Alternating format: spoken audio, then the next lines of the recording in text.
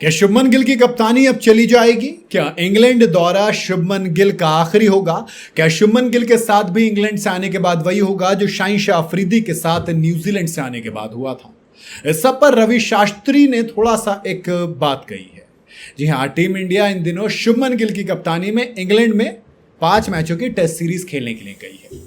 इस 5 मैच की test series में इंडिया पहला मैच हारी, वो बात एक तरफ है। इंग्लैंड में जीतना आसान नहीं है, वो समझ में आता है, लेकिन शुभमन गिल की कप्तानी पर बहुत सवाल उठाए गए। नासिर हुसैन ने कहा कि आपने जब रोहित और विराट से कप्तानी ली है तो आपने एक बहुत बड़ी जिम्मेदारी ली है।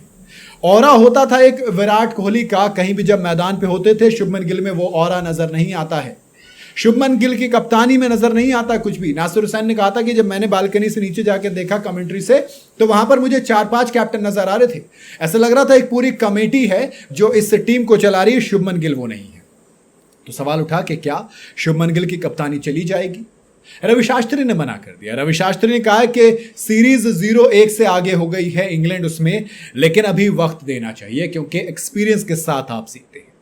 वेस्टर्न क्रिकेट से बातचीत करते हुए रवि शास्त्री ने कहा कि अभी उसे 3 साल तक टीम में रहने दो।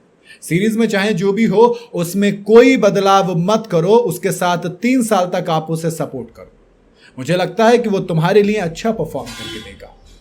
ये बात रवि शास्त्री ने गिल को सपोर्ट करते हुए कही।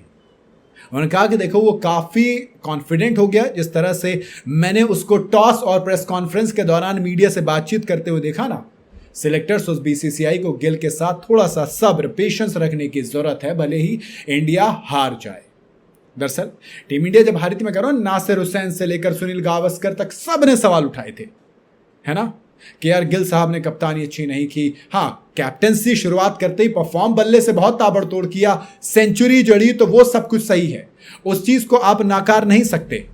लेकिन ऐसा लगा कि कैप्टनसी में बिल्कुल प्रेशर उनके ऊपर नजर आया। वो ऐसा लगा कि खोए खोए नजर आए, जसप्रीत बुमराह से बात नहीं कर पा रहे थे, रविंद्र जडेजा को हेल्प नहीं कर रहे थे।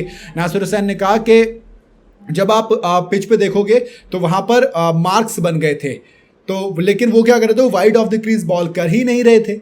तो ऐसे में कैप्टन को आना होता है। जैसे आपको याद होगा, मोहम्मद सिराज, जिमी एंडरसन सामने थे तो सिराज राउंड द विकेट थे, फिर कोहली ने कहा कि एक काम करो, ओवर द विकेट आ जाओ, एक ही बॉल पे, अगली बॉल पे क्लीन बोल्ड कर दिया। तो ये कैप्टन का नजरिया होता है। नासिर हुसैन साहब उस चीज को कह रहे थे। तो बेसिकली नासिर हुसैन वर्सेस रवि शास्त्री हो गया। एक तरफ नासिर हुसैन कह रहे हैं कि आपने जो जिम्मेदारी ली है वो बहुत बड़ी है, तो आप वो नहीं फिल कर रहे हो। दूसरी तरफ रवि शास्त्री कह रहे हैं कि अभी तो पहला टेस्ट मैच है, 3 साल का वक्त दीजिए, अपने आप पता लग जाएगा। तो कहीं ना कहीं देखो, कैप्टनसी से तो मैं भी नाराज था। वो बहुत याद आया विराट कोहली, और बॉलिंग में भी बहुत सारी कमी थी। सिराज, प्रसिद्ध कृष्ण, शार्दुल ठाकुर किसी ने सपोर्ट नहीं करा जसप्रीत बुमराह का, तो वहां पर शमी भी आता है।